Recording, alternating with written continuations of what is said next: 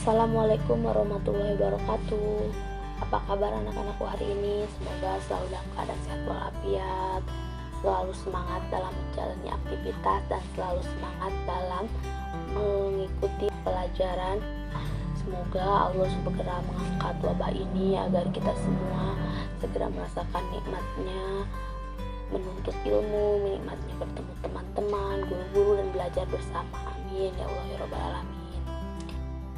Sejarah kebudayaan Islam. Untuk kelas 10 kita akan membahas tentang peradaban bangsa Arab sebelum Islam. Seperti apa sih bangsa Arab sebelum adanya Islam? Nah, sebelum adanya Islam, bangsa Arab itu awal mulanya itu mengikuti dan meyakini ajaran Nabi Ibrahim alaihissalam dan Nabi Ismail, yaitu agama Hanifiyah. Hanif artinya benar dan lurus. Karena itu sejak dulu ajaran tauhid sudah mengakar di hati masyarakat Arab. Pembauran dan pergaulan dengan bangsa lain memengaruhi kepercayaan mereka. Tetapi seiring berjalannya waktu, ajaran tersebut mengalami perubahan, penambahan dan pengurangan yang dilakukan oleh para pengikutnya yang tidak bertanggung jawab. Nah, pada saat itu ya, jadi yang asalnya mereka itu meyakini ajaran agama Nabi Ibrahim dan Ismail, karena pergaulan dan perubahan mereka sedikit banyak mereka jadi berubah dan salah arah. Nah, lalu seperti apa sih peribadatan bangsa Quraisy waktu itu? Sistem peribadatan bangsa Quraisy waktu itu, pada zaman jahiliyah, orang Quraisy banyak yang menyembah berhala dan patung-patung yang mereka buat sendiri dari batu, kayu, dan logam. Menurut Ibnu Kalbi, yang menyebabkan bangsa Arab menyembah berhala dan batu ialah barang siapa yang meninggalkan kota Mekah harus membawa batu yang diambil dari batu-batu yang ada di tanah haram Ka'bah. Nah, pada saat itu ya, hal itu mereka lakukan dengan maksud untuk menghormati tanah haram dan untuk memperlihatkan cinta mereka terhadap kota Mekah. Kemudian di setiap tempat persinggahan mereka meletakkan batu itu dengan bertawaf mengelilingi seperti mengelilingi Ka'bah. Nah, pada saat itu seperti itu, mereka membawa bebatuan dari dekat Ka'bah, lalu mereka membawanya dan meletakkan batu itu dan bertawaf mengelilinginya seperti mengelilingi Ka'bah. Proses ini berlangsung terus-menerus dan akhirnya mereka menyembah apa yang mereka sukai dan yakini. Nah, itu ya pada waktu itu mereka menyembah berhala. Nah, pada saat bangsa Arab itu berada di bawah kekuasaan Jarhum, ketika Ka'bah berada di bawah kekuasaan Jarhum, pasukan yang dipimpin oleh Amr bin Lu'ay al-Khuzai dari keturunan Khuzama'ah datang ke Mekah dan berhasil mengalahkan Jarhum. Kemudian Amr bin Lu'ay al-Khuzai meletakkan sebuah berhala yang besar bernama Hubal yang terbuat dari batu akik berwarna merah berbentuk patung manusia yang ditempatkan di sisi Ka'bah. Nah, itu ditempatkan di situ. Kemudian dia menyeru kepada penduduk Hijaz supaya menyembah berhala itu. Nah, itu. Di samping itu banyak lagi berhala-berhala yang lain seperti Al-Lata, tempatnya di Thaif.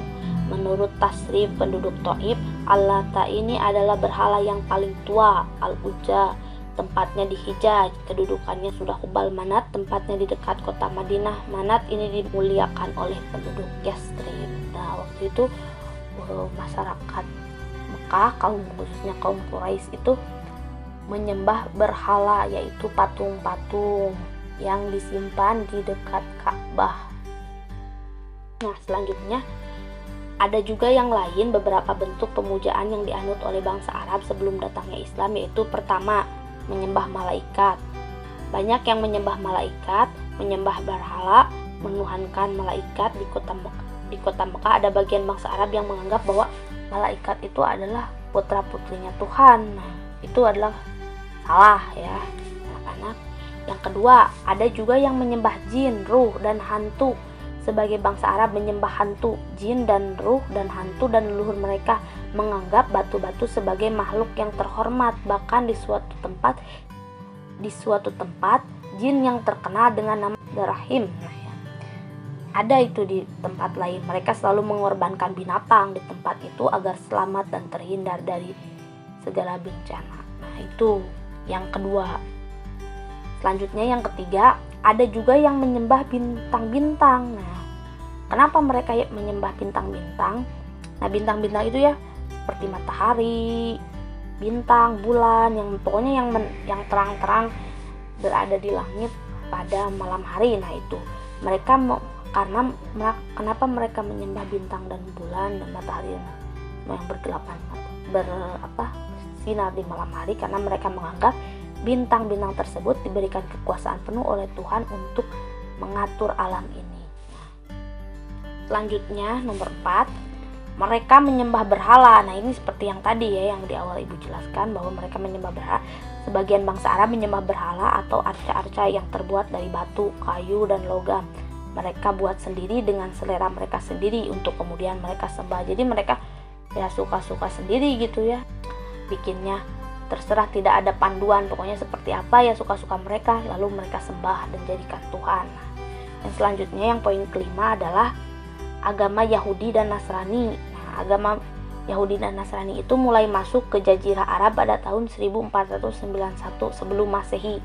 Mula-mulanya di Mesir pada zaman Nabi Musa, sedangkan agama Nasrani masuk ke Jazirah Arab kira-kira abad ke-4 Masehi. Agama Nasrani berkembang di Jazirah Arab karena mendapat bantuan dari kerajaan Romawi dan Habsyi. Nah, begitu anak-anak. Bentuk-bentuk pemujaan yang dianut oleh bangsa Arab, khususnya kaum Quraisy. Selanjutnya, ternyata ya anak-anak, orang-orang Arab juga, khususnya kaum Quraisy juga banyak percaya kepada tahayul. Bukan cuman kita ya yang sampai sekarang kalau diam di pintu nanti menghalangi jodoh gitu. Makan pakai coet nanti dapatnya kakek-kakek.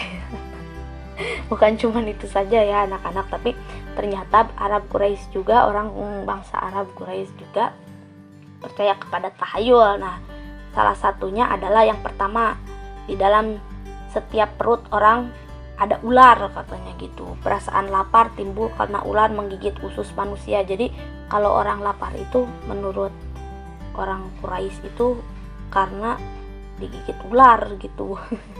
Padahal bener ya, lapar belum makan. Atau mungkin sakit mah gitu ya, sakit perut itu.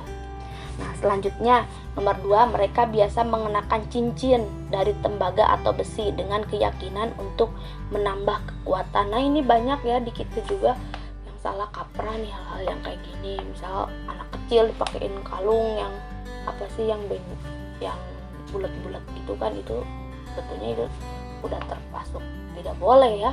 Nah, selanjutnya yang ketiga adalah mereka mengharapkan bila mereka ingin turun hujan gitu ya, mereka mengikatkan rumput kering pada ekor kambing. Nah, itu di kita juga itu yang seperti itu ada, tapi yang ibu tahu itu contoh misal kalau kalau tidak salah,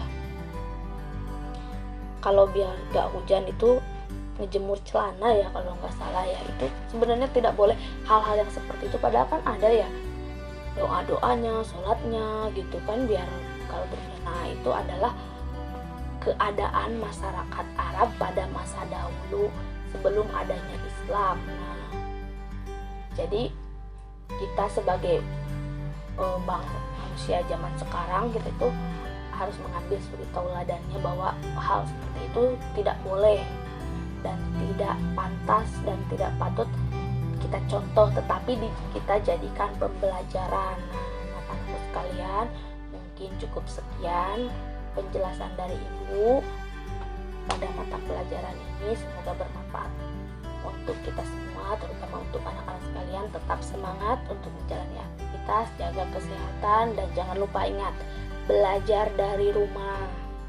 Sekian dari Ibu. Wassalamualaikum warahmatullahi wabarakatuh.